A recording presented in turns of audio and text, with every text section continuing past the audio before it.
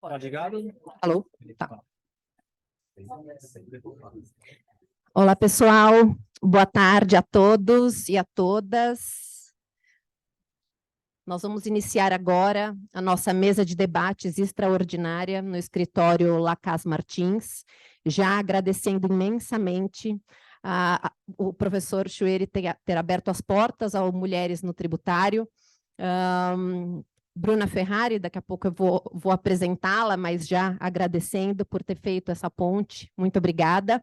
Eu vou fazer agora uma apresentação institucional do projeto, apenas para que vocês conheçam um pouco melhor do projeto Mulheres no Tributário. Pode passar. Quer que eu fique com... Tá. Então, o Mulheres no Tributário surgiu justamente com o propósito de fortalecer a presença feminina na área tributária, uma área que lá no começo, eu acho que hoje em dia não tanto mais, mas uma área que foi muito masculina, hoje em dia a gente vem mudando essas estatísticas. E justamente a ideia foi fortalecer essa presença feminina na área tributária, abrindo portas para as mulheres, a gente conseguir fazer essa conexão estratégica de tributaristas, promovendo networking e oportunidade de negócios. E uma das coisas que a gente tem falado muito desde o começo é os homens, eles nasceram fazendo networking. Na verdade, gente, isso, pelo amor de Deus, não é uma guerra. A gente ama homens, a gente ama ter uma plateia mista dessa, né, professora? A gente ama homens. Não é uma guerra. Mas um sentimento de pertencimento das mulheres, a hora que a gente está num ambiente conseguindo conversar, a gente se sente pertencente, a gente consegue trocar ideias, a gente consegue fazer parceria. E a mulher, querendo ou não, ela comanda a casa, ela tem filhos, o homem ele consegue acabar a última reunião dele e ir para o bar, né? Ele consegue fazer um networking com os homens no futebol.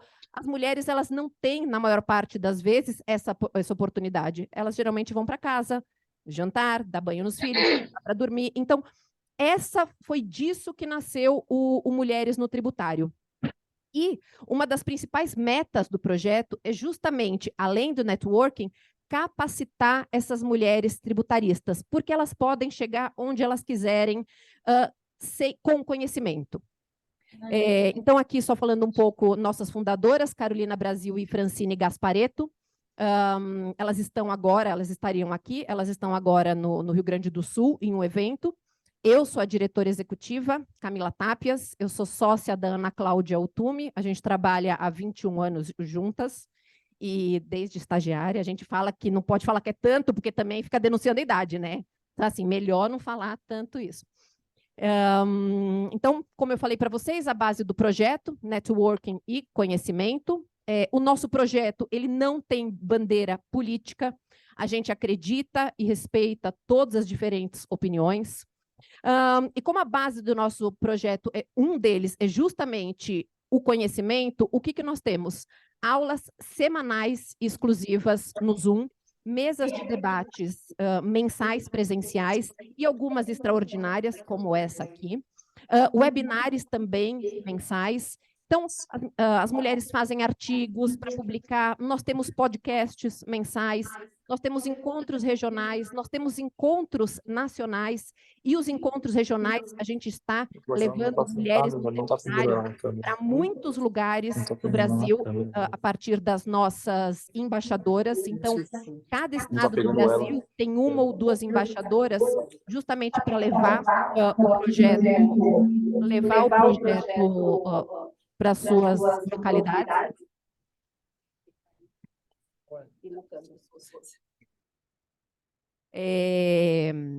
Então, o que a gente diz, né, que o conhecimento é sempre o melhor investimento, o conhecimento é algo que multiplica ao ser dividido. E aqui um pouco das nossas coordenadoras científicas, Mary Elbe, Ana Cláudia Tume, Suzy Hoffmann, Rita Nolasco, Micaela Dutra, Doris Kanen, Mariel Orsi, Bruna Ferrari, que é a nossa coordenadora de Transfer Pricing, a Radassa Santana, Elina Santin, nossas coordenadoras institucionais, Dione Felipe, Daniele Brigagão, Luciana Reis, nossas conselheiras, nossas embaixadoras que estão levando o projeto para todos os lugares, todas as localidades do Brasil.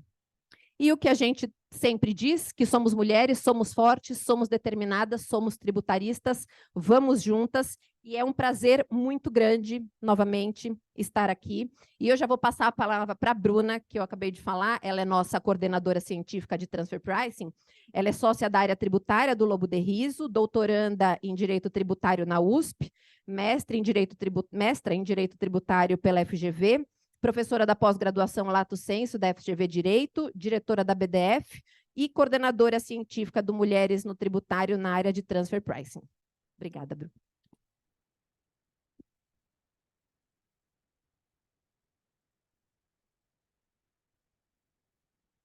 Bom, primeiro... A câmera acaba aqui, então eu vou ficar para cá, né? Bom, tem que falar no microfone mesmo, professor? Da internet. Bom, primeiro, obrigada pela presença aqui de todos com o trânsito desta tarde. Acho que ainda faltam alguns chegarem.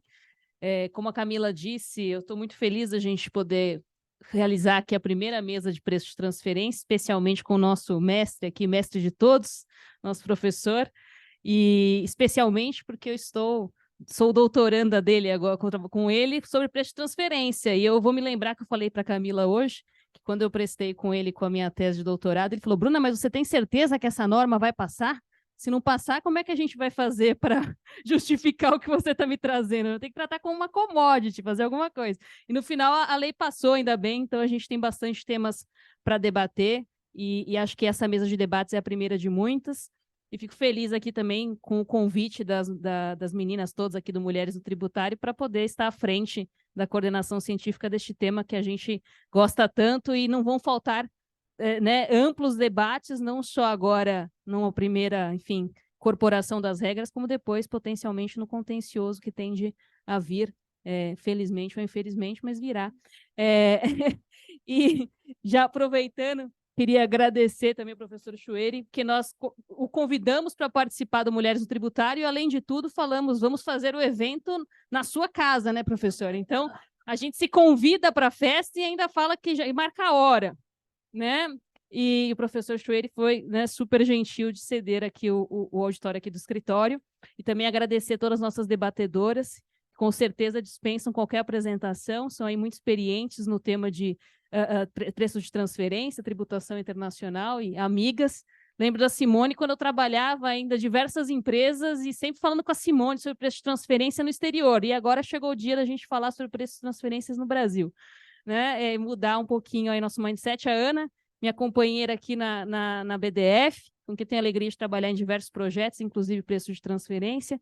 Priscila também, que está sempre com a gente, falando sobre diversos temas de preço de transferência, vários cursos, sempre está ali presente. E a Helena também, que eu tive a alegria de conhecer aqui, trabalha diretamente ali com o professor Heleno, e que também tive o prazer aqui de conhecer no Mulheres no Tributário.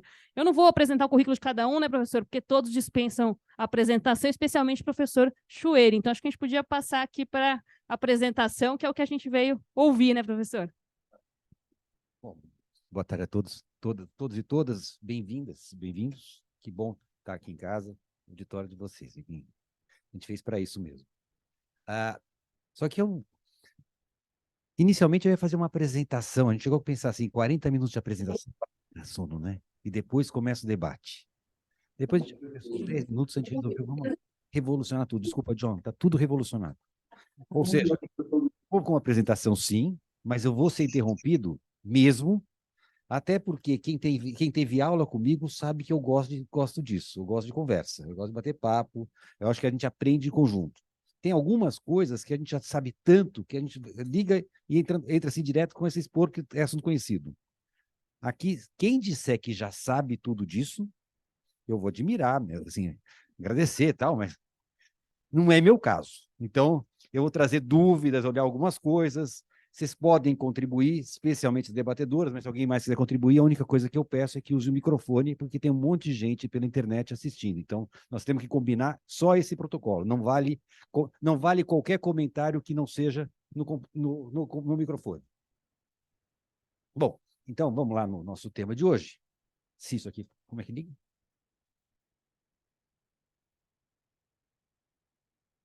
Isso. Esse é o nosso tema de hoje.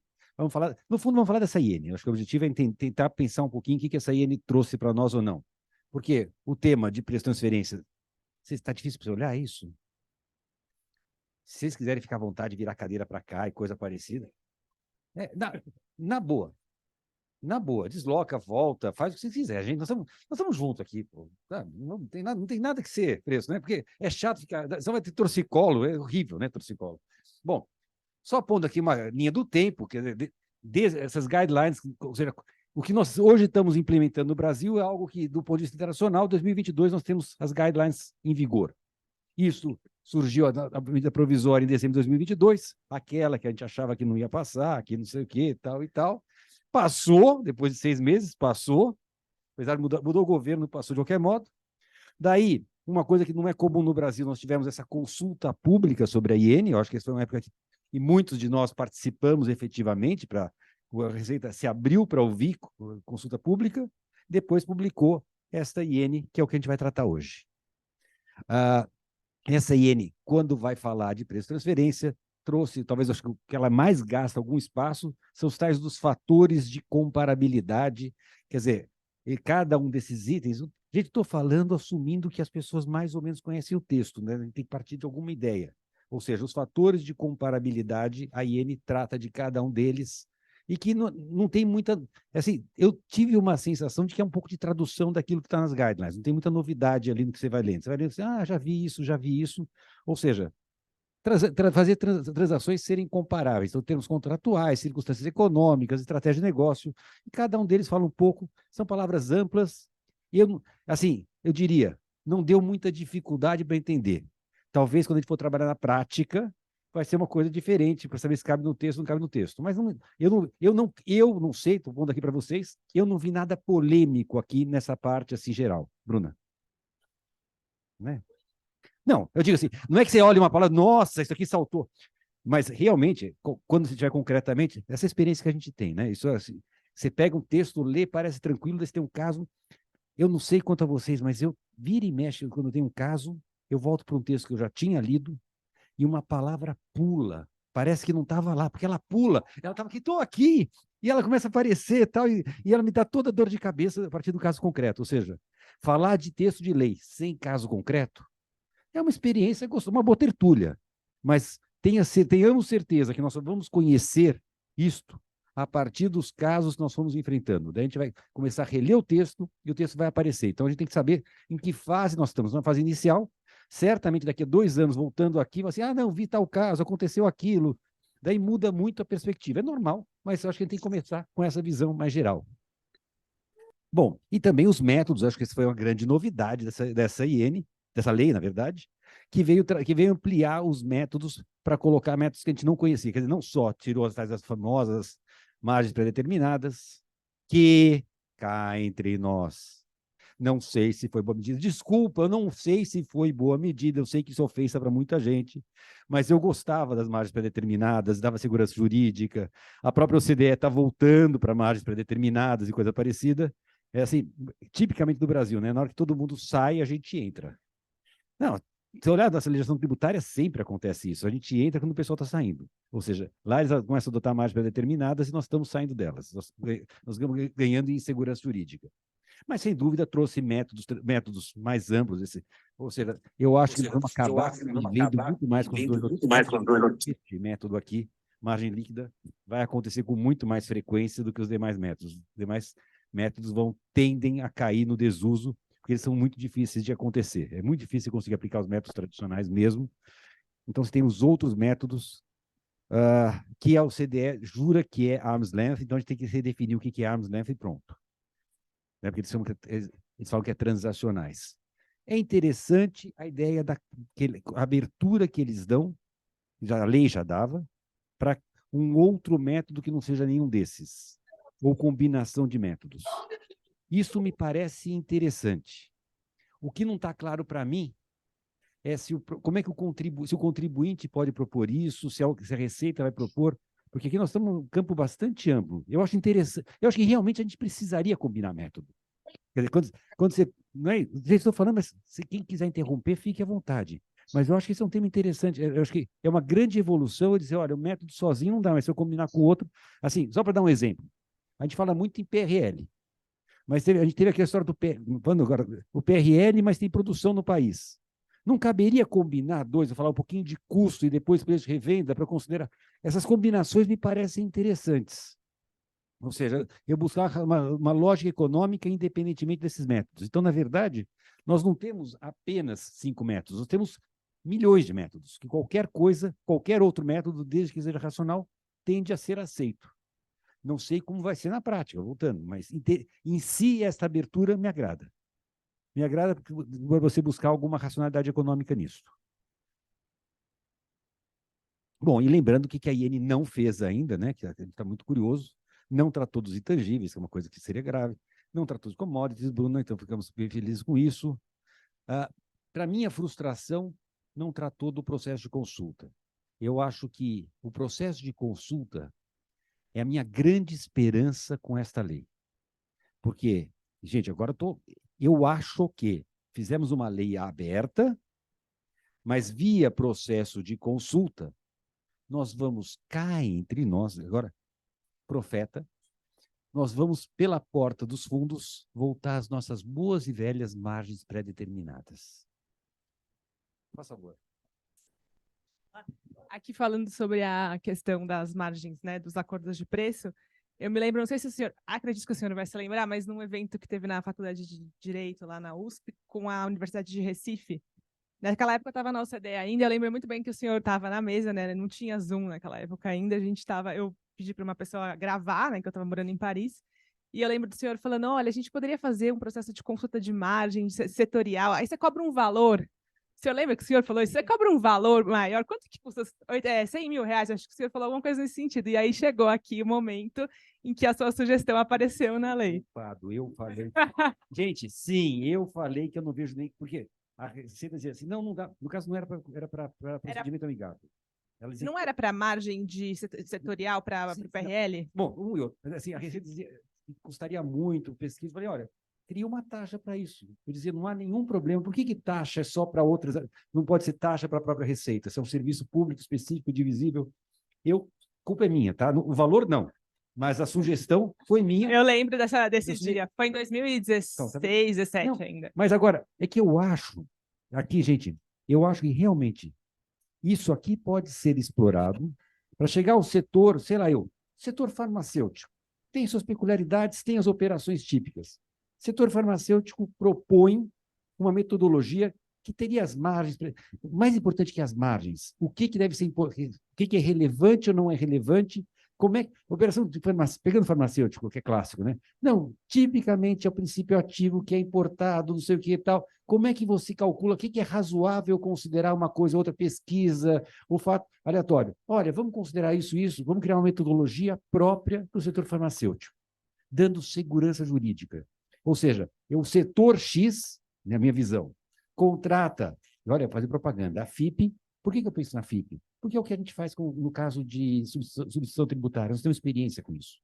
Você contrata a FIP faz uma metodologia, fala assim, para mim isso aqui é razoável, considera tais e tais elementos, esses aqui para este setor são desprezíveis, esses são relevantes, a FIP faz um estudo como esses, se apresenta para a Receita discute e tal, no fim ela baixa, assim, para este setor funciona isso. No fundo, são as nossas boas e velhas margens pré-determinadas.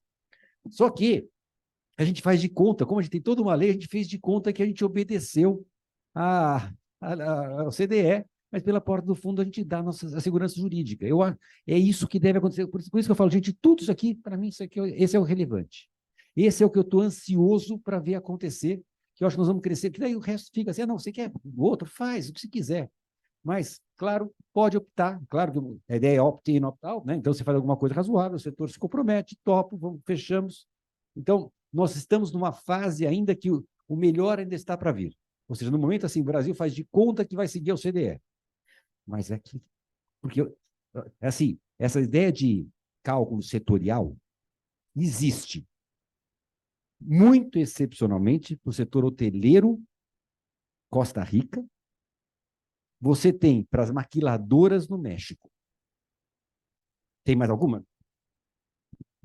O que eu ia colocar aqui, professora, a gente até teve, né, a consulta pública para, enfim, ver a opinião, né, das empresas e de todos os stakeholders para a parte de termos aí safe harbors setoriais. Mas nas últimas conversas, até não sei a opinião das outras debatedores, mas nas últimas conversas, pelo menos que a gente teve com a Cláudia, eu entendi que nós não iríamos caminhar para ter safe harbors setoriais. E aí, talvez, maquiladoras é um caso bom, professor, porque de fato no México começou como APA, né? Tem mais de 1.000 e tantos lá, acho que mais de 2.000 hoje APAs de maquiladoras, depois virou um safe harbor. E pelo que eu entendi, nós não teríamos casos que nós vamos adotar uma previsão setorial, talvez via safe harbor, exceto que a gente já viu aí de serviços de baixo valor agregado, talvez uma outra questão mais específica, mas algo mais simplificado, que seria a perspectiva do safe harbor. Mas eu acho que para farmacêuticas ou outras indústrias aí mais complexas, eu acho que vai ser difícil. O que eu acho, se eu puder dar um palpite, tá? Safe harbor é palavrão. Então, ela não pode dizer que vai fazer safe harbor, exceto se for para setores, como você falou, setores simplificados, etc. Então, ela não vai chamar de safe harbor. Vai ser a consulta setorial. E que, ou seja, eu tenho a impressão, não sei, eu conversei com a Cláudia, talvez ela tenha mudado de ideia. O que ela tinha me posto é que seriam admitidos por indústria, por setor e coisa parecida. Agora, você não chamaria isso de safe harbor, como eu falei, você chamou de safe harbor? Tem coisa que a gente não fala da porta para fora. Você fala que foi um APA setorial. Mas que é o safe harbor, por favor. Tá ligado? Eu ia só fazer a distinção, porque eu acho que a Bruna estava pensando em safe harbor, se viria algo na IN já pré-determinado com margens fixas, enquanto o professor está falando sobre os Advanced Pricing Agreements, né, os acordos de preço de transferência antecipados. São coisas distintas. Os acordos antecipados, eles podem ter um efeito prático de te dar uma margem, de te dar essa segurança. Mas eu acho que, na prática, assim, o que eu tenho visto na prática é que as multinacionais elas estão felizes em enquadrar o Brasil na sistemática global que a multinacional já adota para fins de preço de transferência. Eles já têm o Master File, já têm os Local Files, então o Brasil entraria no sistema. Então eu não estou vendo tanta amplitude de interesse em relação aos APAs, exceto, eventualmente, algumas grandes empresas que tenham operação complexa o suficiente, que eventualmente justificaria, por exemplo, uma combinação de métodos. Simone, como você é otimista. É o seguinte. Tá bom. Não, sabe por que acontece? A multinacional elas acham que vão encontrar um ambiente no Brasil, como elas têm lá fora, que lá fora, essa legislação toda, que ninguém leva muito a sério, no fim vira um acordo que elas vão lá e fecham o preço e a receita de lá negocia o que é razoável. Você conhece fiscal? Assim, fiscal sério, eu estou falando sérios, tá? DEMAC, etc, etc. Você acha que o cara vai ter coragem de ficar negociando negociando caso a caso? Não, isso aqui está razoável, tal, sem ter alguma coisa por trás, sem ter uma autorização de Brasília para isso? Eu tenho muita dificuldade. Eu entendo. O que eu estou vendo, pelo menos, é que as empresas não veem no Brasil uma peculiaridade tão grande, principalmente considerando que a instrução normativa permite a adoção dos guidelines da OCDE como uma forma subsidiária de interpretação da legislação. Eles não estão vendo, posso estar errado, professor, mas eu não estou vendo ainda o empresariado olhar o Brasil pensando, eu preciso ter um APA no Brasil especificamente. Só esse ponto. Sim, olha a cara do meu mestre Natanael, que tem mais experiência que eu. Não, mas só um ponto. E aí, assim, e o que eu vejo, por outro lado, é uma dificuldade da Receita Federal em questionar, porque a narrativa de preparação da documentação de preço de transferência é do contribuinte. Então, para mim, uma boa documentação de preço de transferência, um primeiro Master File, um primeiro Local File. Master File não vai ser o primeiro se for uma multinacional estrangeira, mas um primeiro Local File bem colocado, delineando as operações. É difícil a Receita Federal, porque, veja, o questionamento tem que ser bem justificado, senão eles não vão ganhar. Então, assim, eu concordo que o APA vai ser algo muito interessante. Eu tenho dúvida, sinceramente, se o APA vai ser utilizado de forma maciça. Quando a gente olha México, Colômbia, etc., não é. Eles só para alguns casos específicos são utilizados. Mas, enfim, não quero contradizer muito o professor, porque eu já sou conhecida de sempre contradizê-lo. Então... Simone, eu vou pegar aqui seu ponto, mas assim, e aí não sei se é a minha experiência, mas eu sempre vejo o APA, e até pela experiência que a gente tem fora, muito mais como o contribuinte requerendo aquilo individualmente para a sua, né, estrutura, para a sua cadeia de fornecimento, como né, a sua multinacional, e não vários contribuintes juntos. E aí, professor, eu vou colocar o professor falar que eu sou positivista, mas eu não sei se a gente tem espaço, pelo que está na 14596 hoje, de vários contribuintes representados. Estava com o João agora. Eu não sei, ou não sei se eu entendi ou se seria um contribuinte pediria. E começou tudo assim, depois você ficou mais simpático. Mas o texto, desculpa, gente, não é isso, né? O texto legal, agora o texto legal que eu me lembro permitia, não era só individual, falava uma coisa, mas falava indústria. Não, na lei. Há uma possibilidade também. Na lei, a lei fala. Sim. A lei permite o setorial. O que... Tá? Não, mas assim, tomara que vocês estejam certas, tomara que a gente mude de mentalidade, tomara que os... É que, eu sei lá... É que eu acho até por esse receio, professor, que o senhor falou, né? Que as pessoas o contribuinte tem dificuldade de imaginar que ele vai chegar na Receita e negociar, e o fiscal estará ali disposto a negociar. Eu acho que esse é até uma desconfiança que as pessoas têm, até porque foi usada a palavra consulta. Quando você pensa no APA, ele não é exatamente uma consulta. O grupo multinacional chega achando que ele vai negociar, que ele vai explicar e que ele vai chegar num acordo com alguém sobre qual é o melhor método ali. Ele vai ter, né, a palavra dele vai contar e a explicação dele é relevante, e ele vai poder negociar. Quando você fala em consulta, parece uma coisa mais automática da Receita. Não, você me pergunta e eu te conto o que eu acho melhor. Então, acho que já existe uma desconfiança do grupo multinacional em relação a isso, primeiro ponto. E o segundo é, pelo menos das conversas que eu tive com em algumas associações de setor, existia um receio muito grande de fazer um pleito conjunto do setor. Poxa vida, mas quando eu vou pedir um APA, eu tenho que abrir dados, eu tenho que mostrar relevância, eu tenho que chegar aqui com informações que, de repente, eu não quero dividir com o meu concorrente. Então, acho que existia também uma desconfiança dentro de alguns setores também de fazer isso. Porque quando houve aquela consulta pública, lá, a gente teve associação que nos pediu para fazer uma coisa pela associação também, sobre aquela outra consulta. Aquela outra consulta. As associações faziam isso e pediam coisas como essas. Bom, gente, eu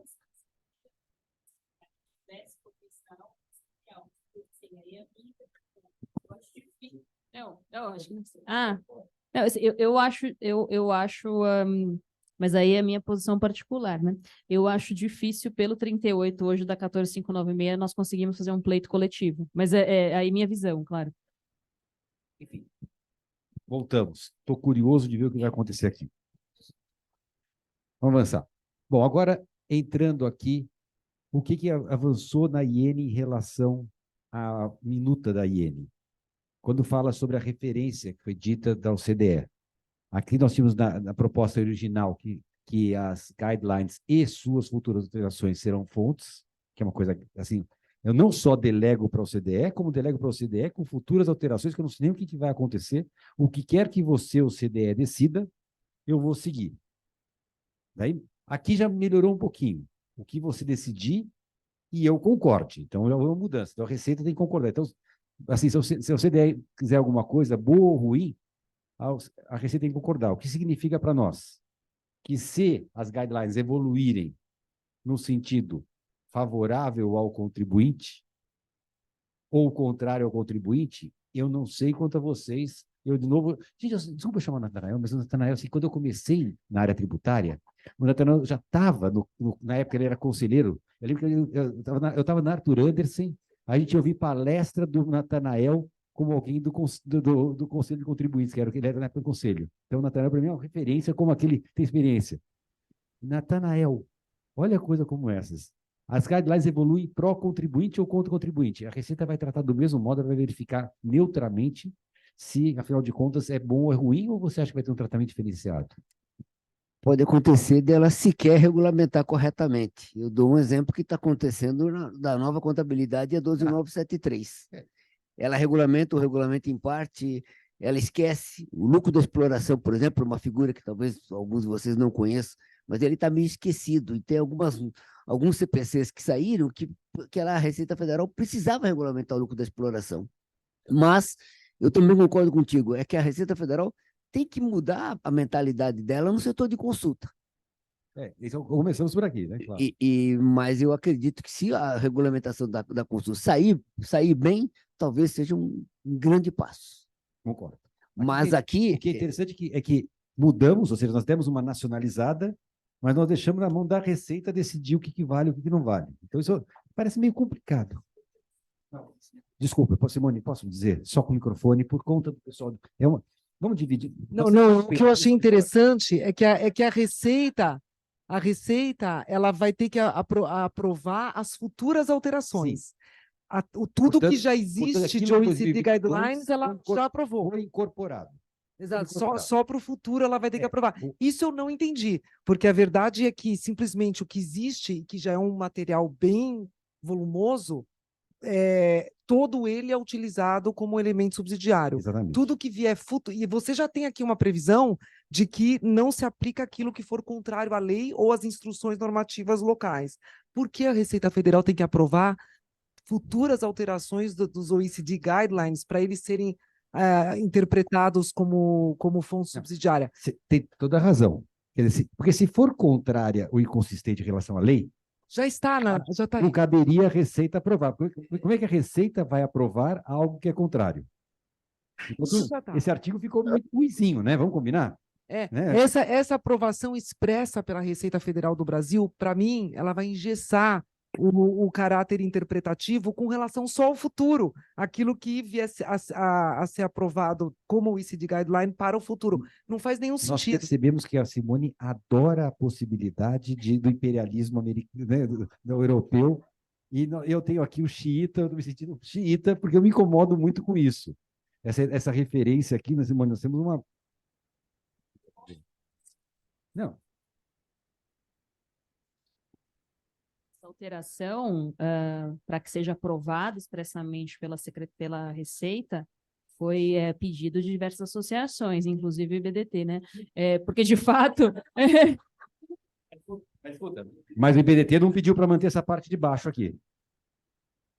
Estou falando que foi um pedido, inclusive a BDF, IBDT, para que não fosse que a interpretação, né, ou a integração dinâmica que fosse sempre aprovado, né, que não fosse, enfim, dinâmica, né, que não fosse automático. Então, e aí até no debate que a gente fez com a Cláudia, né, Ana, ela falou, não, vou incorporar essa questão de ser expressamente autorizado, mas foi solicitado, assim, não o restante do parágrafo, mas que fosse aprovado, foi.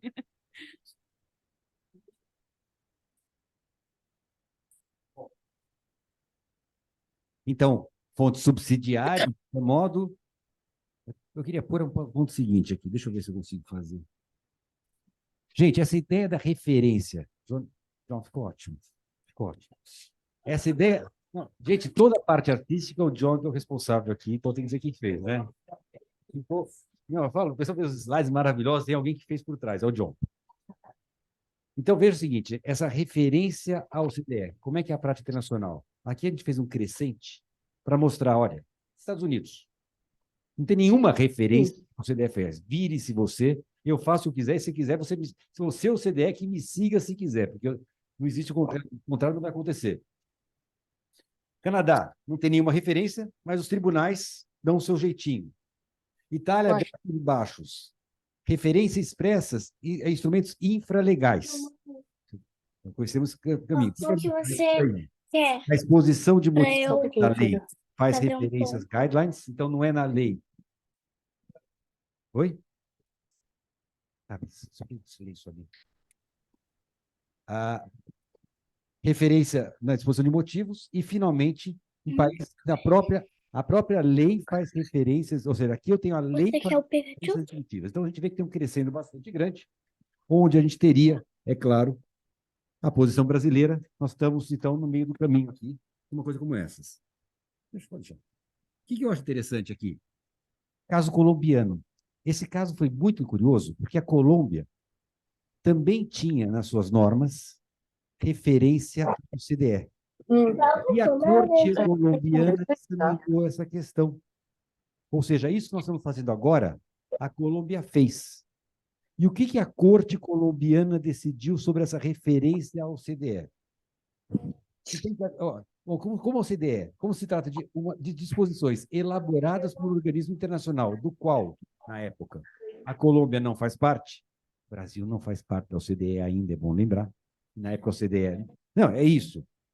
Então, que não foram incorporadas por lei no nosso ordenamento, caso brasileiro, do mesmo jeito.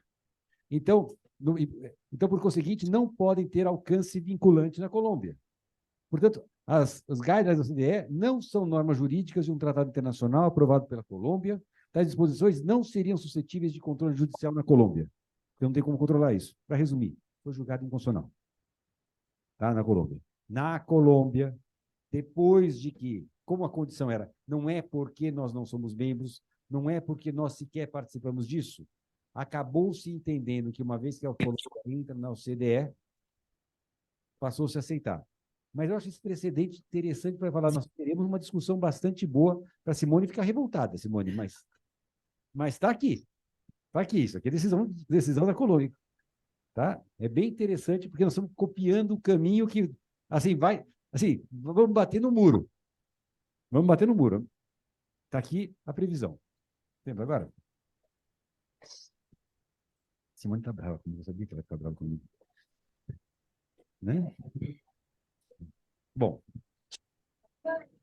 agora, a questão da transação indireta, ou seja, que eu tenho as transações diretas ou indiretas, eu diria, sujeito a apanhar aqui de todo mundo. Eu diria que, nesse ponto, a instituição normativa andou bem. Porque a lei falava só em indireta, em transações indiretas, realizadas de forma direta ou indireta, a IN vem e faz um anexo com um monte de situações indiretas, a nossa boa e velha interposta pessoa, mas o que é legal, eu gostei dos casos, eu não consegui contestar os casos, só para lembrar os casos aqui, gente, eu vou passar rapidinho aqui, porque o pessoal conhece isso como anexo, mas realmente a interposta pessoa, os casos, eles dão os casos, eu gostei da metodologia, eu acho que foi uma evolução interessante, não é comum do nosso direito ter essa ideia de casos, aqui é bem americano, né? Mas eu gostei. Quatro casos, não estão aqui, só para mostrar, não vou passar reto, mas são só os 4 casos. Eu, pessoalmente, não consegui discordar dos 4 casos. Eu acho que eles concretizaram mais a ideia do que é interposta a pessoa. Disse, ou seja, tirou aquele medo do indireta. A indireta é interposta a pessoa e pronto. Então... É a Simone que mandou, né? Você queria fazer um comentário? Não. Nós procuramos, eu até queria saber se alguém encontrou referência a essas transações indiretas nos guidelines da OCDE. Não tem. Não tem. E aí nós ficamos pensando, bom, então isso é uma inovação da nossa legislação. O que eu não gosto, professor, assim, eu acho que a questão dos exemplos é louvável. O que eu não gosto do termo tão amplo, transações indiretas, é porque existe uma presunção de que, se você tem um terceiro e este terceiro também tem uma relação com uma parte relacionada no exterior, né? Então, se uma empresa brasileira tem uma relação com um terceiro e ele tem uma relação com uma parte estrangeira, você já reverte o ônus da prova para o contribuinte para provar na documentação que aquilo não é, porque virou uma hipótese em que você tem que preparar a documentação de preço de transferência. No modelo OCDE, a minha impressão, e eu precisaria até discutir isso um pouco melhor com economistas que já estão nesse modelo, mas a minha impressão é que isso entra no delineamento da operação, que aí exige, por exemplo, se esta operação, põe a primeira, essa é muito complexa, mas a primeira do empréstimo é bem fácil. Essa primeira do empréstimo, onde você tem no Brasil uma parte estrangeira que empresta para um banco, e o banco empresta para o Brasil, ela é a chamada back-to-back. É a chamada back-to-back. Mas você poderia ter, eventualmente, um banco estrangeiro que empresta para a empresa brasileira e que tem um relacionamento com a parte estrangeira, e que isso não deveria ser testado. Então, o fisco teria a obrigação de caracterizar isso como uma operação que está delineada como um empréstimo entre A e B. para que você tenha que daí aplicar preço de transferência. Da forma como a nossa legislação ficou, com operações indiretas, reverteu, é o contribuinte que vai ter que provar que essa operação não é controlada. Então, ótimo, a Iene andou bem, concordo com o professor, no sentido de ter alguns exemplos, já que o termo indireto está lá. Mas o termo indireto em si extrapola os guidelines do OCDE. Essa pessoa também está falando? Microfone. É assim, eu tô A interposta respeitando o pessoal de fora. Entendo que a interposta pessoa eventualmente extrapolável, eu não sei, nunca fui ver porque a gente não seguia o modelo OCDE, então nunca fui atrás do interposta pessoa. Mas você tinha ali uma presunção de interposta pessoa que, a meu ver, o fisco tinha que provar, até porque você não tinha que preparar uma documentação de preço de transferência, primeiro comprovando qual é o preço de transferência que você aplica nessa operação.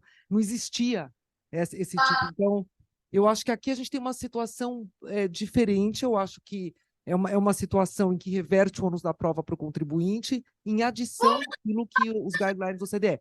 Por outro lado, concordo plenamente com o professor que a Iene mandou bem com relação aos exemplos, porque pelo menos isso eu acho que ajuda o contribuinte a entender as situações. O que eu acho que preocupa, professor, é que isso vem num contexto maior, né? Porque até quando eu falo de partes relacionadas, está deixado ali um espaço para o fisco dizer, olha, eu tenho aqui um rol exemplificativo do que pode ser uma parte relacionada, mas pode ser que eu, olhando para uma situação concreta, entendo que existe ali alguma influência, etc. Então, quando você junta essas partes, né, já um conceito de parte relacionada que é meio amplo, que é exemplificativo, que pode estar sujeito a algum questionamento do fisco, ou, enfim, ou alguma interpretação dele sobre um relacionamento que, na prática, você entende até que não existe. Mas esse termo indireto, que também é exemplificativo, eu acho que é isso que traz uma insegurança para o contribuinte. Então, vamos lá. Estamos em pleno acordo. Essa lei trouxe insegurança. Lembra, eu sou viúvo da velha lei das margens predeterminadas. Então, não precisa me convencer que ela trouxe insegurança. Trouxe, né? Precisamos trabalhar com esse fato. Então, bom, agora a questão que você acabou de mencionar das partes relacionadas. Porque eu tenho aqui uma ideia de partes relacionadas, e daí, parágrafo primeiro, embora role casuisticamente partes relacionadas, vem essa informação sem prejuízo de outras hipóteses que se enquadrem no disposto do caput, diz a lei. E a IM vem aqui e fala, a autoridade fiscal poderá demonstrar em outros casos a existência de influência sobre uma das partes exercida direta ou indiretamente por outra. Esta redação, eu não sei quanto a vocês, mas deu briga aqui em casa. Ou seja, porque começaram a dizer, algumas pessoas que eu não vou ficar apontando aqui, mas pessoas começaram a sustentar que situações como essas do distribuidor exclusivo estaria dentro da expressão a existência de influência sobre uma das partes. O distribuidor pode ter influência. Ou esse outro caso aqui do banco, se o banco impuser um monte de condições para o empréstimo, estou dando influência, você tem que fazer isso, aquilo, outro. E houve quem sustentasse aqui em casa que estaria aqui dentro. Eu, pessoalmente, não consigo pensar assim. Quer dizer, na minha visão, essa ideia de que seria circular, que a partir da relação que você da influência, a influência leva a relação, na minha visão, o parágrafo 4º, o parágrafo 1º, trouxe um monte de exemplos, de situações. Todas elas são societárias. Eu aprendi com a Lei Complementar 95 que um parágrafo ou é uma exceção ao caput, ou explica o que está no caput. Se todas as situações do parágrafo 1º são societárias, e ele não está contrariando o caput, me parece que ele está explicando o caput. Então, me parece que eu posso ter situações não arroladas no parágrafo, ele é exemplificativo, tá certo? O que a Simone disse. Mas outras situações societárias. Não me parece viável eu admitir que um mero distribuidor já seja por si uma pessoa, já seja uma pessoa relacionada, porque tem, ou seja, aquilo que nós tínhamos na velha lei, nesse ponto me parece que nós caminhamos no sentido da própria OCDE, que a OCDE jamais cogitou em distribuidor como sendo uma situação como essa. Então eu pus aquele xizinho aqui e pronto. Diga. Eu estou de acordo, eu também concordo com a posição do professor.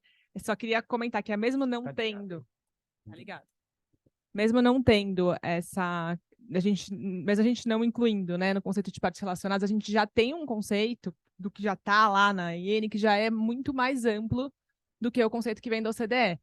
E aí eu vejo, até a Simone, que é o que você comentou, as multinacionais estão querendo colocar a brasileira na cadeia já de comparáveis. A gente tem problemas, porque eventualmente a gente vai ter que tirar operações por serem, por exemplo, coligadas, de empresas coligadas que às vezes está numa base de dados, você não consegue nem tirar aquela informação e a gente não poderia utilizar como comparável. Então, eu sou da opinião, né? Eu me junto aqui com o professor Chueira acreditando, né, que os APAs, os acordos vão ser muito úteis também para essa finalidade aqui no Brasil. Você tem razão, porque no caso da coligada que está arrolada, mas ele define coligada com influência. Ele não, ou seja, a palavra influência é importante. E a influência tem que ser, eu acho que tem que ser aquela influência no preço. Uma influência suficiente. Ou seja, esse é um ponto interessante. Se eu pensar em. Oi? A coligada, você fala em preço, influência na coligada, né? Aqui está falando. Tem um parágrafo lá. Não, é IN, não fala? É IN, as coligadas. Mas não tem uma coisa eu tenho certeza que tem uma coisa de influência. Fala de 20% de participação, que é muito pouco, né, professor? Mas 20% com influência, mas não fala influência. Não tem, Deixa eu dar uma olhada. Bom, presume-se influência quando tem 20%. Quando então, tem 20%. Portanto, eu preciso ter influência. Então, mas presume-se, leia-se, salve prova contrária. Acho que a pergunta importante é qual é a influência? Ou seja, eu acho que um ponto que nós vamos ter que trabalhar é para dizer, eu tenho que ter uma influência suficiente para poder ter influído no preço. Ou seja, isso vai ser trabalho nosso. Trabalhar não é qualquer influência. Eu tenho que buscar uma influência suficiente para que eu possa dar palpite no preço naquela transação.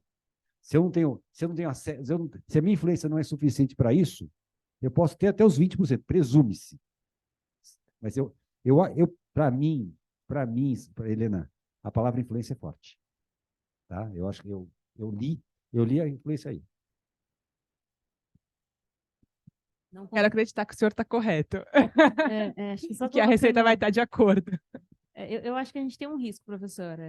Não discordando completamente, mas acho que colocando. Por que eu acho que tem um risco? Quando a gente vai lá era o artigo 5º. Não, mas no 5º também, o 5º inciso 3, e que também está lá na IN no parágrafo 3º, né? 5º inciso 3 é da IN, e o parágrafo 3º é da lei. A gente tem ali que também entende-se como relação de controle quando uma entidade detiver ou exercer o poder de administrar ou gerenciar de forma direta ou indireta as atividades de outra entidade. E aí, quando a gente fala as atividades de outra entidade, eu acho que o conceito, assim, está muito aberto esse conceito e pode ser que na prática a gente chegue em situações em que a Receita considere que eu tenho, porque eu tenho, né, como é um distribuidor exclusivo, eu tenho influência total sobre o que ele vai fazer. Na banca do Matheus, não sei qual foi o arguidor, acho que foi o Marciano que comentou que a gente fala em doutrina, a gente fala do papel da doutrina, e ele fala assim, a gente devia falar em literatura e não doutrina, porque doutrina parece um pouco de fé e coisa parecida. Mas é papel da doutrina agora. Doutrinar, leia-se, explicar, porque não tem sentido. Se eu não tiver, só pode ser uma influência no preço. Só pode, ou seja, não tem sentido eu pensar uma influência. Se tiver uma influência em outra coisa que não seja, claro, prova, etc. Mas se eu mostro, olha, isso aqui não tem nada a ver, eu não estou influenciando no preço, eu não tenho como controlar, assim, não tenho como determinar quem é o fornecedor, nem quanto paga, etc. etc. A influência é dali para adiante. Eu acho que vamos ter trabalho, mas eu acho que uma pergunta nessa linha, que eu concordo. E aí a minha pergunta é, sendo essa essa legislação uma norma antiabusiva específica, certo? Nós não poderíamos ir na linha de que o contribuinte sempre vai poder provar que não existe abuso para descaracterizar a necessidade de prover documentação? Obrigado por essa pergunta. É uma pergunta muito interessante, porque a gente chama a norma geral antiabuso, que a gente não tem, coloca o abuso como requisito da própria lei. Então, fica muito fácil. Se eu não tiver abuso, eu não tenho que colocar. O defeito da norma específica anti-abuso é que ele não põe o abuso como requisito, como antecedente da norma. É uma presunção quase absoluta. O abuso é a razão de ser da lei. Tá? Eu preciso fazer uma construção que não é fácil, Simone, para eu dizer, olha, embora não esteja no texto, na hora, lembra que ela fez texto e norma, construção da norma? Eu teria que conseguir incluir na norma o abusar, que não está no texto. Dá para fazer às vezes, mas não é imediato. Bom, obviamente tinha que falar do hora, né? Hora. Não, tínhamos que falar do hora. O hora, você sabe que quando eu estava lendo a Iene, eu até caí numa ilusão, porque eu li só o artigo 8º primeiro, e falei, não é ruim. Porque o artigo 8º em si fala do hora, mas falando assim, ó, ele está relacionado a uma ideia que eu tenho que olhar para a transação, eu tenho que olhar o que aconteceu na transação, e na hora de alocar funções, riscos e ativos da transação, eu considero opções realisticamente disponíveis. Eu estava passando assim, olha, ele estava falando tão mal do hora, que não é tão grave o hora no delineamento da transação em si. Mas o hora é gravíssimo aqui. Quando eu vou para o 19, fala, eu não vou reconhecer a transação, assim, a transação aconteceu, eu não vou reconhecer e vou colocar outra no lugar. Gente, não dá para salvar. Assim, fala assim, não, porque é muito importante a gente tentar ser um constitucionalista em matéria tributária, ou seja, fala assim, não, isso aqui é constitucional por isso. Mas eu olho para esse texto aqui, eu não consigo, porque eu vou considerar as opções e vou escolher outra operação. Que operação? Alguma outra. E a Iene não foi, aí eu não sei o que vocês acham, ela não me ajuda a dizer é esta e não outra. Ela continua aberta, ou seja, tem uma abertura para várias. Então, fere, do meu ponto de vista, fere a segurança jurídica, quando eu tenho várias opções. Quer dizer, aquela situação que se eu tiver 3 aplicadores da lei e cada um chega a um resultado diferente, tem um precedente interessante também, lembra, país sério, tá? Alemanha, não é Brasil. Mas vocês sabem que na Alemanha, eu conto para vocês, eu gosto de contar esse caso, para vocês verem o que é um país sério e ver como nós estamos longe. Na Alemanha, que é um país sério, aconteceu o seguinte, foi criada uma regra meio que nem a nossa de limitação de prejuízo fiscal. Mas eu falei meio que nem a nossa porque ela conseguia ter uma complicação, porque fazia por cédula. Então, prejuízo de uma cédula, posso aproveitar. Então, eu tinha limitação, tinha trava na cédula. Daí, o que aconteceu? Bom, basicamente, o contribuinte foi reclamar da lei, e o contribuinte falou assim, eu não sei aplicar esta lei. A Corte Constitucional Alemã chamou 3 especialistas, 3 tributaristas, contadores, sei lá o quê. Olha, está aqui o caso do contribuinte, diga como é que ele tem que fazer. Cada um dos 3 chegou a um resultado. Algo que a gente conhece, né? Chegou a um resultado. A Corte Alemã falou, olha, isso aqui é inconstitucional. Fere o princípio do Estado de Direito. Diz, não é, ele fala assim, uma lei tributária não é que o leigo consiga entender, mas eu chamei 3 especialistas. Tem o mesmo fato e a mesma lei. São 3 resultados. O princípio do Estado de Direito é ferido quando você não sabe como obedecer à lei, quando você não tem segurança como obedecer à lei. Eu olho para isso aqui, eu não sei obedecer essa lei. E assim, qualquer solução será razoável aqui, ou não. As opções realisticamente disponíveis, eu tenho brincado, não sei, agora é brincadeira, né? Mas eu tenho brincado que qualquer transação do Elon Musk não passaria. Porque tudo que ele se propõe a fazer não é realisticamente. É realista o que ele fez agora com o X, que agora é o X lá? É realista mandar um homem para Marte ou coisa parecida? Agora, qualquer empresa. Né? O Elon Musk, para mim, o Elon Musk, eu tenho usado isso aqui como caricatura. Mas é para a gente pensar o que é realisticamente disponível. Quer dizer, a quem cabe definir se não ao próprio empresário? Para mim, isso aqui é o que eu fiz. Aquilo que o empresário faz é, por definição, realisticamente aquilo que se faz. Quer dizer, tiradas as simulações e coisa parecida. Mas este passo adiante, e lembrando, não é só no Brasil, lembrando que a OCDE tem essa história que começou lá, mas eu me incomodo com isso, eu não consigo entender isso conforme o Estado de Direito. Eu acho que passaria pelo mesmo problema. E, fala.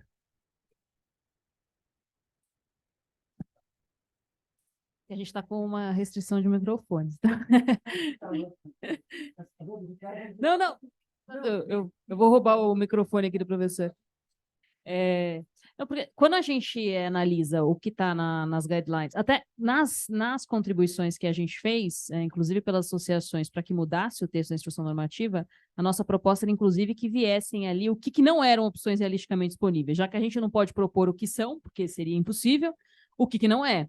E, obviamente, aquilo que regulatoriamente é inviável, aquilo que de fato não está disponível para uma das partes, etc., não é disponível. Mas quando a gente olha o que está nas guidelines e efetivamente o que a gente tem visto até de casos, enfim, na jurisprudência internacional, efetivamente, o problema não são as opções, a meu ver, né? Não são as opções realisticamente disponíveis. É você ter uma que claramente é melhor que as outras, mas esse claramente é muito claramente.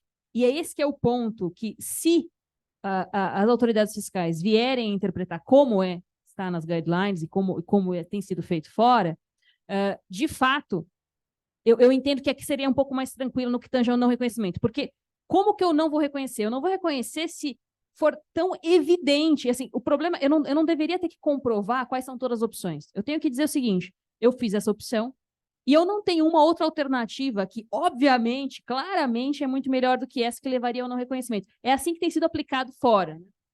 Dentro e fora dá problemas, de qualquer modo, porque, veja, às vezes uma opção, do ponto de vista econômico, eu poderia ganhar mais com outra operação.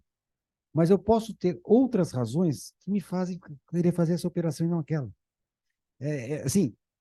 Qual é o critério para saber o que é a melhor opção ou pior opção? É aquela que dá mais lucro? Ou seja, eu só consigo saber no futuro se aquela operação foi boa ou foi ruim. Porque eu vou ter um grave problema, porque o arm's length pressupõe aquilo que eu sabia naquele momento, com as informações que eu tinha ali. Só que a avaliação aqui vai ser feita, ganhou dinheiro, perdeu dinheiro, eu vou para o futuro.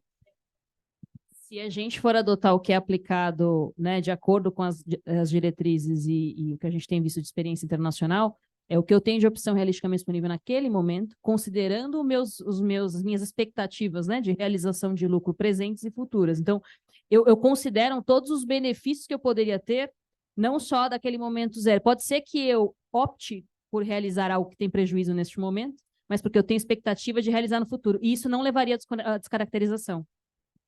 Este é o ponto que eu quero ver se vai acontecer. Não, porque na hora que eu fiz, eu achava que eu podia ter algum ganho que depois não tive, mas eu fiz a opção que naquela hora era boa. Fala, Helena. Aqui nos guidelines da OCDE, né, eu estou olhando aqui o item 1.142, ele fala que quando a mesma transação puder ser observada entre partes independentes em circunstâncias comparáveis, o não reconhecimento não se aplicaria. Então, isso também é uma questão interessante. Se a gente puder, claro que a gente não sabe se a Receita vai aplicar os guidelines, mas se a gente puder encontrar uma operação parecida que foi feita entre partes independentes, a gente teria como argumento falar, você não pode descaracterizar, porque essa operação também ocorre com partes que não têm nenhuma relação. Acho que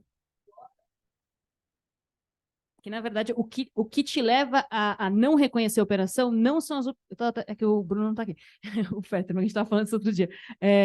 Não são as opções disponíveis. É o teste de racionalidade comercial. O teste de racionalidade comercial sobre as opções realisticamente disponíveis vai levar ao não reconhecimento. E aí, independe se uma parte não relacionada tem ou não tem aquela operação. Né? O que você tem que dizer é, eu analisei minha substância factual, delineei minha atividade daquele jeito X ali, com riscos ativos e funções, FAR, mais todas as outras partes ali de características econômicas. Aí eu tenho N opções, eu optei por uma. Eu faço essa substância, ela é sujeita a um teste de racionalidade comercial. Comercialmente, um terceiro teria feito isso, eu tenho algo que obviamente é melhor. Mas não necessariamente eu preciso provar que o terceiro faria, só preciso dizer que eu não tenho algo que obviamente é melhor, né? Então, eu acho que o problema, que talvez o que o professor está falando a gente não tem a clareza da Receita hoje, que a gente só vai ter que provar que eu claramente não tenho algo melhor. Mas, para mim, a instrução normativa deixou isso mais claro. Apesar de outros contrassensos, eu acho que ela deixou mais clara a questão do tem que ser claramente mais, que foi um pedido que a gente tinha feito bastante. Claramente mais vantajosa. E as guidelines trazem, de fato, bastante instruções quanto a isso. O ponto do professor a gente não sabe como é que vai ser na prática. Professor, uma pergunta ainda sobre esse tema. Quando a gente olha para essas opções realisticamente disponíveis e para esse texto da IN que dá um pouco o entendimento que eu poderia ter uma desconsideração da transação, como é que isso se fala com o nosso CTN, com toda aquela ideia de que eu só posso desconsiderar alguma coisa quando tem a dissimulação, o princípio da legalidade? Não se fala, Não né? fala. Exato. Não fala. Né? Nós temos. Não fala. Nós vamos ter muita discussão. Nós trouxemos um sistema que não é compatível com o que a gente conhece. Bom, e eu quis tratar dessa questão específica também, saber se eu fiz algo porque eu vou economizar tributo, é uma opção realisticamente disponível? Porque me parece que sim, né? E quando você vê a IN falando que não, eu falo, mas espera aí, mas é uma baita opção realisticamente disponível eu fazer isso, porque, afinal de contas, é o modo que eu pago menos imposto possível. Aqui me parece que a IN fala. Excelente essa colocação, porque imagina que você tem duas formas de fazer operação, uma com maior tributo, outra com menor tributo. Então você tem que escolher com maior tributo. Assim, exatamente. Simone, acho esse ponto muito bom, e aqui, de fato, foi algo que foi inserido na instrução normativa agora na versão final, né? A gente não tinha isso nem na lei, nem na versão anterior, mas o ponto é justamente esse. O que vai levar ao não reconhecimento é porque eu tenho uma outra opção mais vantajosa. Agora, se eu não tenho outra mais vantajosa, inclusive por questões fiscais, esta é a mais vantajosa, eu vou manter ela. O que pode acontecer que leva ao não reconhecimento como eu só olhei questões fiscais, pode ser que eu tenha uma outra opção que fosse mais vantajosa quando eu comparo o que seria feito naquela questão do que é racionalmente comercial do ponto de vista negocial. Mas não é porque eu tenho questões fiscais que eu deveria não reconhecer. E aí que eu acho que vem o conflito. Exato, até porque muitas vezes o custo tributário pode ser maior do que a vantagem econômica que você obteria num outro delineamento. Então tem que tomar muito cuidado com isso. Eu não conheço uma transação que não considere o aspecto tributário. Não vi ainda. Não, o preço é o mesmo. Não interessa o tributo, o meu preço é o mesmo. Do gestor, né? Então, assim, sei lá, pela deficiência fiscal nas operações. Aqui vai pegar um ponto interessante, que inclusive eu vou estudar lá na minha tese também, eu posso ter outros interesses, né, além dos comerciais. Então, as empresas hoje tomam decisões por conta de questões ESG, ambientais, sociais, o que seja. E isso também, no final, reverte comercialmente, mas não naquele momento, talvez. Então, só que isso não é mensurado, de fato, pelo arm's length. É um debate internacional. E talvez essa IN teria andado melhor, como diz o professor, se ela tivesse colocado que a racionalidade comercial não poderá ser justificada e aí mudar, né? Não pode ser do seu ponto de vista fiscal, mas falar se a única razão pela qual a operação foi feita foi para gerar uma vantagem fiscal. Aí, ok, eventualmente. A única ou principal purpose, quando for um dos... Não, e teria que ser o motivador para ser realizada a operação a obtenção de uma vantagem fiscal. Aí, ok, você poderia não considerá-la como uma das opções realisticamente disponíveis, mas a forma como está, isso vai ser questionado com certeza. Aí eu não vou dizer o quê? Aí eu vou dizer, aí a gente começa a conversar, porque aqui não dá nem para conversar, aqui é para bater direto, né? Bom, outro tema que está uma delícia de discussão é esse, né? Porque a IN trouxe alguma coisa que também vai nos fazer aqui. Segundo a IN, quando eu vou falar de transação controlada, compreende qualquer relação comercial financeira entre duas ou mais empresas, tais como transações que tenham por objeto disposição ou transferência de ativos. Ótimo. Incluindo ações e outras participações. Ótimo. Agora vem. Ainda que ocorram em operações de devolução ou subscrição de capital. E aí vem o problema. Porque nós temos uma outra lei, que é a 9249, desculpa, uma outra não, nós temos uma lei, outra é um termo diferente. Temos uma lei que diz que eu posso fazer uma redução de capital e que eu posso fazer isso a valor contábil. E aí? Aqui a IN com essas operações de devolução e subscrição. Isto é legal? Eu posso reduzir, eu sou obrigado a aplicar preço de transferência na redução ou vai valer a lei? Eu estou me lembrando, Natanael, desculpa, na mesma época que o Natanael ia dar palestra na Arthur Andersen, e aquele, como é que era o nome do camarada da Receita? Putz, eu esqueci o nome do camarada. Eu me lembro que uma vez, eu era molequinho, né? Eu já era velho, mas eu era molequinho. Mas é verdade, eu era molequinho mesmo. Eu era molequinho, eu li que a Receita ia apresentar uma instrução normativa e tal, e eu levantei e falei... Sandro, Paulo Baltazar. Eu sei, acho que era o Sandro. Eu sei que eu levantei a mão, molequinho, né? Imagina, pica-pau, né? Mas escuta, mas a lei está dizendo outra coisa, mais ou menos que nem aqui. E eu tomei uma lição dele, ele falou assim, você não aprendeu que a norma especial prevalece sobre a geral? A instrução normativa é específica. Deve ser o Sandro. Oi? Deve ter sido o Sandro. Deve ter sido. Mas foi uma coisa assim, porque mais ou menos aqui eu tenho uma norma específica. Porque quando era o pessoal do mercado financeiro, a gente colocava para eles, diziam, eu vou fazer uma iene proibindo essa operação. Quer dizer, é mais ou menos... Não há realmente disposição equivalente na Lei 14.596. Ele só fala transações com participações societárias ali, que poderia ser até as participações de portfólio, não necessariamente controlada ou coligada. Mas eu acho que também é interessante mencionar que a lei ela prevê que essa legislação só se aplica a operações comerciais ou financeiras. Essa é a premissa de abrangência da legislação, operações comerciais ou financeiras.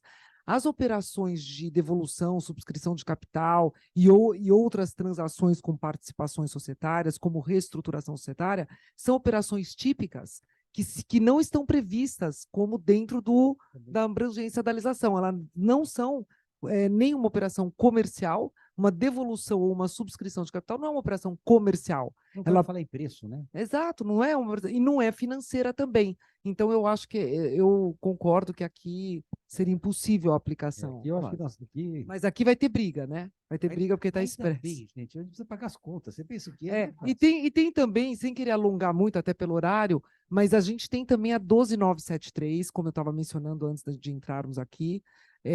A 12.973 não permite o reconhecimento fiscal de ágio, por exemplo, nas aquisições intragrupo, incluindo como subscrição de capital, ou seja, quaisquer transações, aí não precisa nem ser devolução ou subscrição, qualquer transação com participação societária intragrupo deve ser considerada a valor contábil para fins fiscais. E para fins fiscais e societários, né? Porque a legislação comercial, a gente tem instruções CVMs que, aliás, já criticavam lá atrás, né? Isso foi objeto de vários pareceres do Eliseu Martins e outros, já criticavam qualquer operação a mercado com participação societária entre partes relacionadas. Então, a gente tem todo um arcabouço criado pela 12.973 e instruções CVMs que precisam conversar com a IN, não é nem com a lei. Então, assim, a gente tem realmente uma questão aí boa para defender, né, como advogados. Bom, agora o outro assunto aqui interessante, o caso dos ajustes, porque a gente tem 3 tipos de ajustes no preço de transferência, né? O espontâneo, aquele ajuste que você vai fazer na sua declaração, você vai adicionar o valor e pronto. Você tem o ajuste primário aqui, é o ajuste que o fiscal veio e te autuou, mas entre os dois, tem esse tal de ajuste compensatório, que é aquela boa velha nota de débito, ou seja, eu vou realmente fazer uma transação comercial com alguém, com a outra parte, para acertar o preço de transferência no final. Não é isso. Então, o que é interessante é enxergar que esses dois aqui são feitos na base de cálculo do tributo. Aqui eu tenho uma transação voltada a acertar o preço de transferência. Isso produz algumas consequências nesse ajuste compensatório, porque ele está alterando a própria realidade da transação. Consequência que eu quero tratar aqui, por quê? Vamos lá para ele. Porque, em princípio, vamos lá, o ajuste compensatório, o ajuste não poderia reduzir a base de cálculo do tributo, exceto se seguisse as regras da Receita Federal ou se tiver um MEP próprio. E a Receita diz, isso eu gostei da IN, a IN trouxe quais são as condições que eu tenho para fazer o ajuste compensatório. Você pode fazer desde que você emita você escriture contabilmente de um lado e do outro, você faz a emissão de uma nota de débito, coisa parecida, vai ser ratificado pelo outro lado, e daí vem esse item 4 que a Bruna está bem chateada, porque não pode ser com pessoas domiciliadas com entidades, enfim, artigo 24 e 24A, obrigação favorecida. Vamos falar um pouquinho sobre isso aqui. A Bruna provocou-nos, Você pode falar sobre isso? Se isso feriria a isonomia. Aqui, professor, acho que o ponto que eu tinha colocado aqui para nós debatermos é porque, de fato, por uma ficção aqui, né, eu incluo as pessoas, enfim, residentes em países de baixa tributação como se partes relacionadas fossem. E aí, eu já tenho várias restrições e limitações quanto a ajuste, principalmente o ajuste compensatório. A princípio, pela lei, eu coloco ali que ele só vai poder ser feito para aumentar a base, exceto as disposições que vierem na instrução normativa. E aí chega a instrução normativa e fala, bom, mediante alguns requisitos ali documentais, etc., você pode fazer, exceto se for residente num país de baixa tributação. E aí me parece que aqui eu uso uma ficção por um lado e equiparo, por outro lado eu retiro a prerrogativa de, numa transação que eu estou equiparando, uma transação como parte relacionada, simplesmente porque você está num país de baixa tributação, eu retiro. Eu entendo a questão de eu não poder comprovar do outro lado. Mas, ao mesmo tempo, eu já acho que a gente tem um problema por incluir os países com baixa tributação e adotar essa ficção, porque efetivamente não é uma parte relacionada. Aqui eu estou querendo resolver um problema de alocação, né, de lucro, enfim, talvez com Pilar e outras coisas aqui eu resolva melhor essa questão. Mas eu acho que a gente tem uma questão aqui que precisaria ser explorada. Eu tenho menos restrição que você percebeu pelo meu tom, né? Ou seja, eu não me parece que fere a isonomia, que eu tenho situações, eu não tenho situações iguais, eu estou falando de uma situação diferente, eu tenho, o critério de diferenciação é como é que eu trato, como é que eu tenho, o grau de informações que eu tenho do outro contribuinte, que é distinto.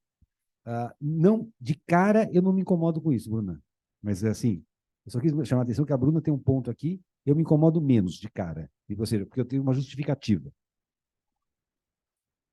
Legal para isso, né? Foi estipulado por instrução normativa essa restrição. Bom, aí é um outro argumento. Se a lei, uma coisa é distinção feita por lei, outra coisa é distinção feita por instrução normativa, ou seja, se o legislador... Esse é um argumento... Enfim. Essas duas questões. Acho, primeiro, porque eu trago com a ficção essa equiparação, e segundo, porque na lei não tem essa previsão. Né? Querem falar sobre isso ou podemos avançar? Porque isso é um tema interessante. Podemos avançar? Aqui, a nossa Bruna nos trouxe mais, a nossa coordenadora nos trouxe essas perguntinhas aqui fáceis, que dá mais 1h30 de discussão, e é para saber, bom, a interação entre as regras de preço de transferência e outras regras, ou seja, reconhecimento da transação controlada como prestação de serviços, né? A questão dos ajustes de preço de transferência, no caso de subcapitalização, que é o 2, eu já jogo para o 5, que é o JCP também, ao não reconhecimento da transação, se eu não reconhecer a transação, como é que fica o IR-fonte? Ou seja, a transação não foi reconhecida, mas o fato é que eu fiz uma remessa e teve IR-fonte. Se a transação... Oi? Debatemos ontem isso e chegamos a uma conclusão, né? Chegamos à conclusão de que não foi reconhecida para efeitos de preço de transferência. E que o IR-fonte é uma outra legislação. Nós não nos incomodamos com isso. Foi a discussão que a gente teve hoje. Sim. Pensar, a princípio, seria o residente no exterior, né? Ela é complicado, ou seja, eu fiz a remessa, teve a retenção na fonte, a transação foi desconsiderada, mas o fulano lá teve uma retenção.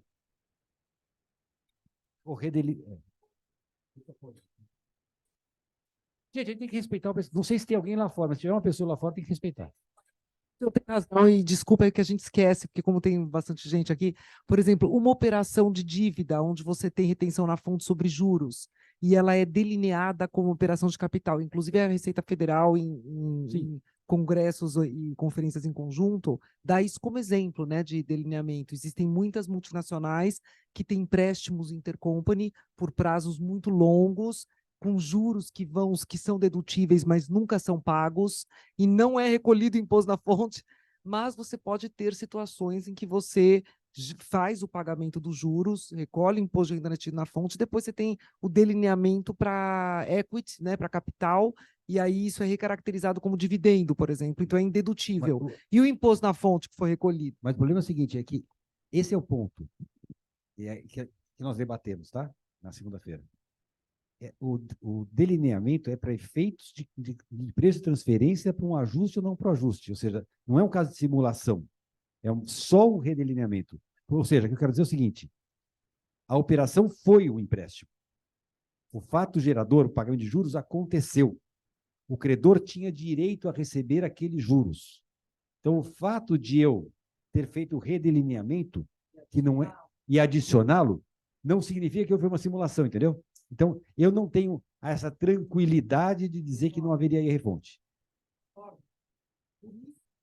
Só um comentário. Por isso que na minuta da IN, nós tínhamos uma previsão de que se houvesse previsão em contrato de que se fosse feito um ajuste compensatório, que poderia ser feito ajuste compensatório caso houvesse interpretação diferente ou caso houvesse um ajuste a ser feito ao final do ano calendário, a minuta previa que isso poderia afetar a base de cálculo de outros tributos e que não está na versão final da IN. Para mim é um problema, a gente tinha que ter algo para que nos permitisse afetar outros tributos, porque senão causa mais insegurança ainda. É que empréstimo ainda você tem como prever um delineamento, mas imagina um mero ajuste de preço de transferência em que você pagou imposto de importação. E aqui, Simone, assim, é que tem dois lados dessa moeda, né, de possibilitar ajuste para outros impostos, para outros tributos, né, não só impostos. Há o problema número 1, que é a questão da prestação de serviços, que todos gostariam que ficasse extremamente claro, que para mim não está tão claro assim, porque o que a redação da instituição normativa traz é que os ajustes não terão efeitos para os demais tributos. Agora, quando eu enquadro como serviço, por conta do teste de benefício econômico como serviço, isso também vai servir para caracterizar para fins de incidência de ISS e os demais. E aí o que nós todos, né, pleiteávamos coloque um artigo ali que fique claro que não vai impactar os demais tributos. Só que para mim não ficou claro, mas ninguém também queria que tirasse tudo para que evitasse que depois falasse, não, a Receita nunca se posicionou para dizer que não afetava outros tributos. Então, acho que por isso que foi mantido. Então, esse é o lado que seria ruim de excluir. Mas, de fato, a redação do que está na instituição normativa ela também não ajuda tanto, porque fala de ajuste, né? Ajuste para fins de preço de transferência é uma coisa completamente diferente de caracterização da operação. Mas aí eu ia colocar um ponto que o professor estava trazendo do imposto de renda retido na fonte, que quando a gente recaracteriza, né, ou não reconhece para fins de preço de transferência como delineada foi, a gente redelineia, né? Efetivamente vai ser porque não passou no teste de racionalidade comercial, mesma operação financeira, porque eu não estou... Eu fiquei pensando bastante nisso, professor, eu não estou redelineando só porque ela tem um caráter, uma hibridade. Eu estou redelineando porque não seria uma... Dentre as opções realisticamente disponíveis se eu fosse um terceiro, eu não ia aceitar que o meu mútuo fosse renegociado eternamente. E é por isso que eu desconsidero. Desconsidero, mas o problema é que a operação aconteceu. O problema é assim, volto. E o motivo não é mentira. Não foi empréstimo. Foi empréstimo. Exatamente. Por isso que esse mesmo teste de racionalidade vai ser aplicado para dizer, então, que você não teria o recolhimento do imposto de renda na rede da fonte? Não, porque não tem... Assim, você, por enquanto, não tem hora para IR-fonte. Aliás, ainda bem que não. Ou seja, no IR-fonte, a pergunta é, existe empréstimo? É devido empréstimo? Retenção na fonte. O que você pode discutir, eventualmente, num MAP, se aquele redelineamento é correto ou não, né? O próprio ajuste de TP. Isso é outra coisa. Ou seja, eu continuo no preço de transferência, mas o IR-fonte foi devido a uma operação que aconteceu e pronto, possivelmente é um empréstimo. Eu fiz a retenção na fonte de uma remessa efetivamente realizada. Quando eu fiz a retenção na fonte, estou retendo o imposto do não residente, né?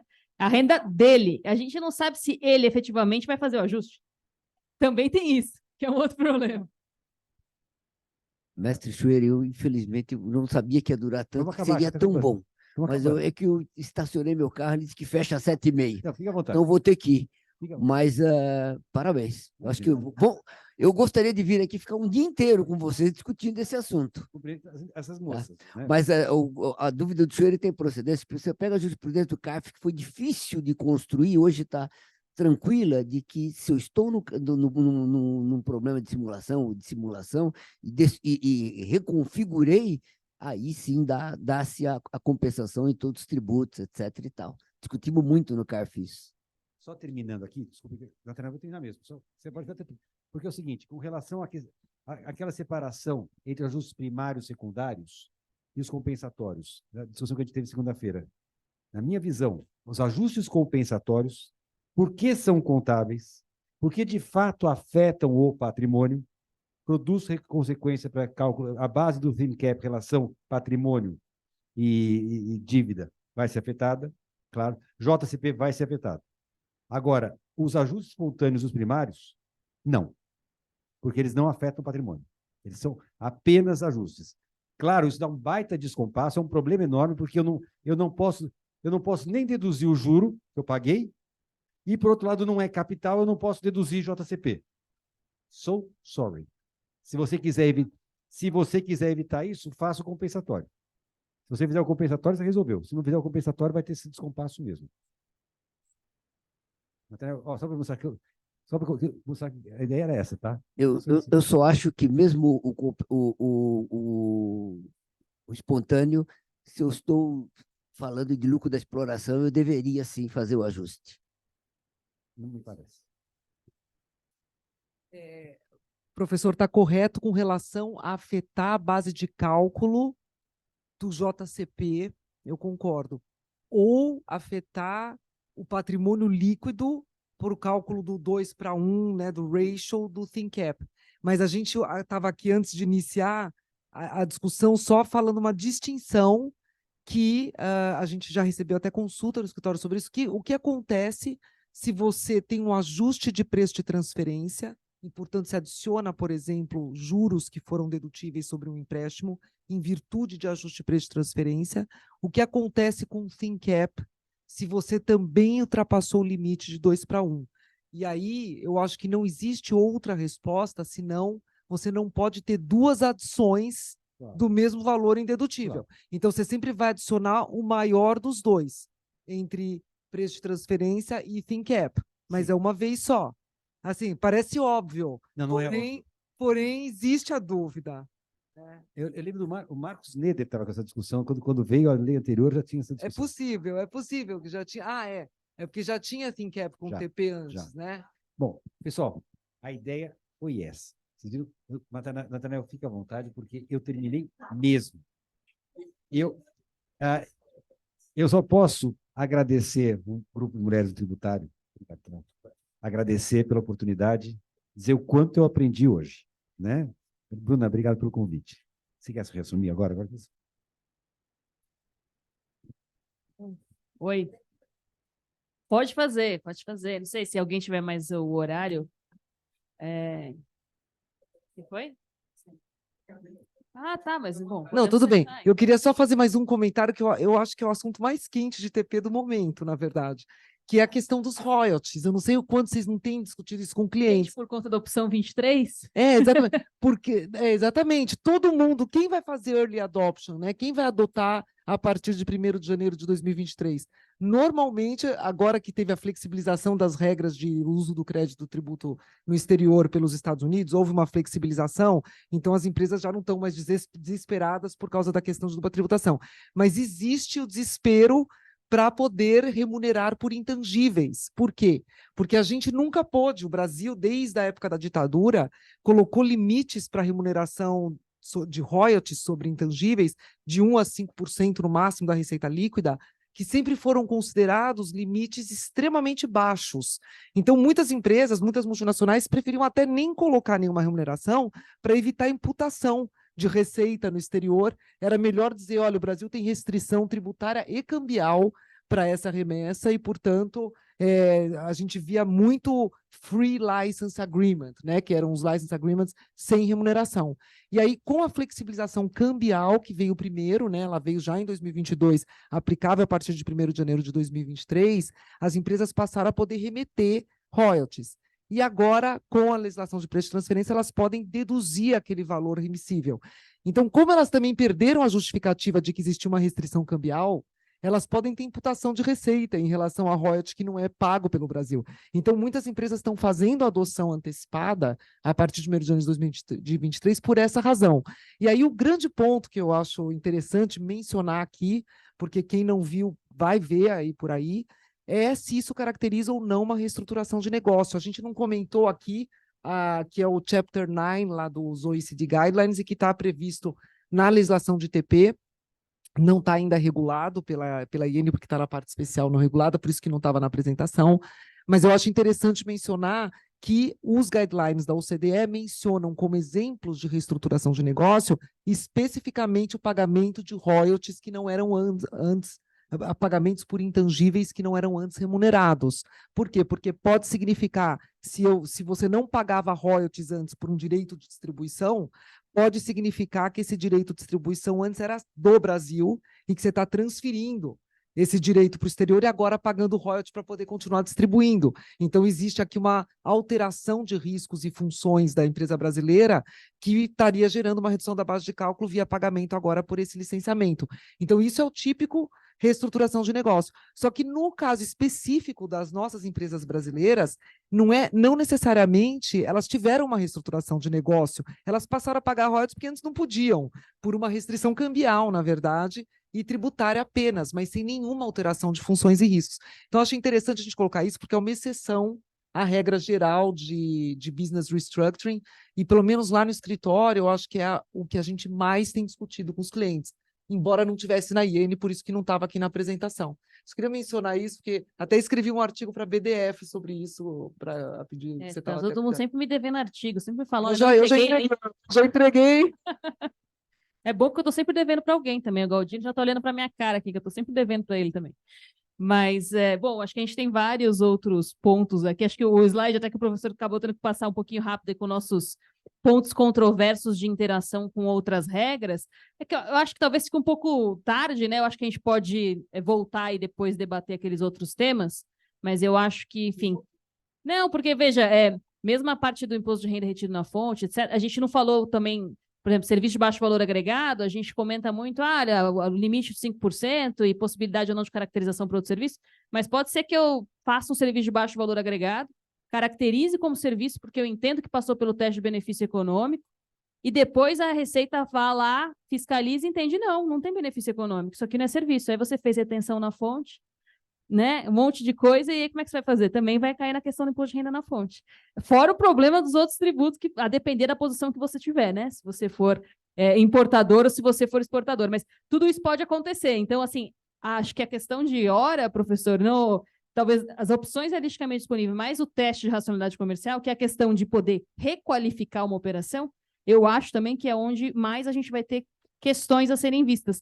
Não porque eu entendo que claro, é a última posição da Receita é requalificar a operação. Mas pode ser que a gente tenha uma requalificação, não porque eu falei assim, olha, não é essa aqui não é a melhor realidade, não é a opção mais vantajosa, mas pode ser que eu testei e disse, não, eu tenho benefício econômico, a Receita, que é uma outra situação. Hein? A Receita fala, não, mas eu não tenho esse benefício econômico. Então, na verdade, eu vou requalificar. Mas, enfim, acho que tem vários pontos para a gente debater. Depois, também, se o professor concordar, a gente pode disponibilizar os slides. Não, olha... eu vou fazer igual o último convite, professor. Nós gostaríamos de convidá-lo para o próximo evento Mulheres no Tributário, amanhã aí no seu escritório, tudo bem? Mas eu queria agradecer, professor. Foi excelente a palestra, com certeza nós aprendemos muito. Agradecer todas as nossas debatedoras que estiveram aqui, contribuíram muito para o debate. Eu acho que é o que a gente pode sentir, acho que todos que estão aqui, né, que é gostoso debater esse tema, né? E que vão vir tantos outros debates e se deixar, acho que a gente fica aqui o dia inteiro mesmo debatendo. Nós somos suspeitos, mas acho que a gente poderia ficar o dia todo debatendo preço de transferência e outros tantos temas. E foi muito bacana esse evento, esse diálogo aberto, né? Professor expondo, nós interagindo e todos aqui também que se tivéssemos mais tempo, talvez, eu não sei se alguém tem alguma pergunta ou gostaria de colocar, a gente pode aproveitar também. Alguém gostaria de colocar algum ponto? Para não encerrar antes de abrir a todos, né? Ricardo, gostaria de colocar algum ponto? Gostaria de contradizer o professor em algum ponto?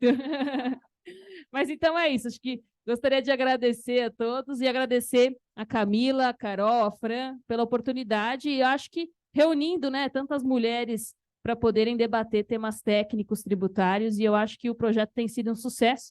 Prova disso que nós conseguimos trazer o professor Chueri para debater conosco. É isso.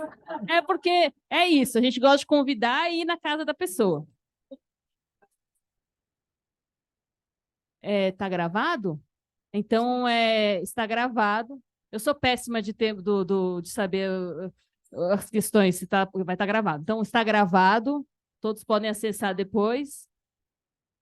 Tá, você vai com certeza saber melhor. A gente vai disponibilizar no YouTube do Mulheres no Tributário. Eu imagino que até amanhã a gente já tenha subido. E então, só gostaria de finalizar agradecendo muito o professor Chueri por nos abrir as portas, Bruna por fazer essa ponte, estamos muito felizes. E a Bruna, sendo a nossa coordenadora de Transfer Pricing, eu acho que a gente vai voltar aqui à sua casa, professor, várias vezes, nos convidando para a gente debater ponto a ponto o que ela trouxe, porque eu acho que são os pontos de fato que estão ainda pegando para todo mundo. E muitos outros pontos. Então, assim, viremos sempre aqui, professor, em resumo. Em resumo, a gente está em casa. A gente está em casa. Estamos em casa.